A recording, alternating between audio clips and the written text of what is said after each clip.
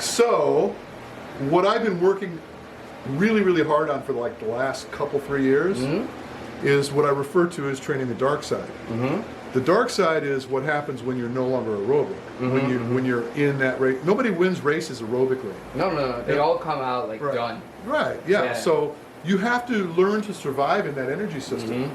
And so, ironically, me being an endurance guy going into anaerobic talk seems so foreign, seems so unprecedented.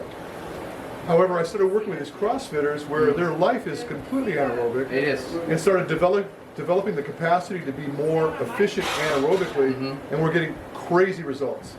So we back it down. So here's a mind blower, okay? Yeah. All of your training is probably segregated. Today I'm aerobic. Tomorrow I'm going to do a track Like workout. a track workout, going aerobic in and out. Always segregating the work you do, right? Yeah. Think of it like feeding. Your metabolic structure, the macros that you're going to consume. You don't say, well, today's Tuesday, so that's protein day. Tomorrow's fat day. Tomorrow's fat day. You don't do that, do you? It's important to have all these elements of your nutrition every day, and your training should be the same. So, if your event is going to call for more aerobic conditioning, the principal component of the training should be aerobic. But if you hope to win, you better have the capacity to get into your anaerobic metabolism and survive there. So you need to be able to clear that lactate. You need to be able to convert that lactate to usable fuel sources. And it's not going to be something that's just going to happen. And traditionally, when people do big track workouts, what ends up happening is they stay anaerobic way too long, and they're not improving their speed. They're just becoming toxic, and they're slowing down because they're punch drunk. Their muscles are just trash, right? So you're not enhancing your capacity to be at speed. And you're also not enhancing your capacity to process that lactate. You're just being shut down by it. It's just a timeline. 400 meters hard, I shut down. 800 meters hard, I shut down. My body's just not responding. So what we're doing is we're having people flow. So you're aerobic, okay, I'm going to hit it, I'm going to get up, I'm going to get into this hypoxic state, and I'm going to let it clear.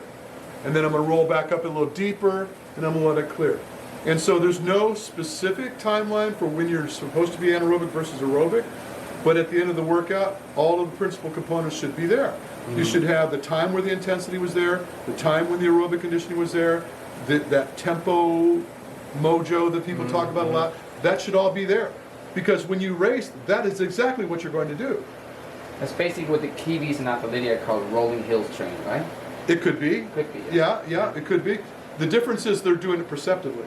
I don't do anything perceptively. I do it based on data. So we define what that threshold is. We know what is becoming too toxic or not, because you might be really loading your lactate and not be aware of it until it's too late.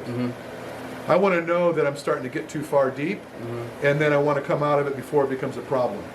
And then I want to be able to start playing in that transition between the two energy systems and cause it to be global, cause it to be one energy system. That's the difference, and that's what I don't see people doing.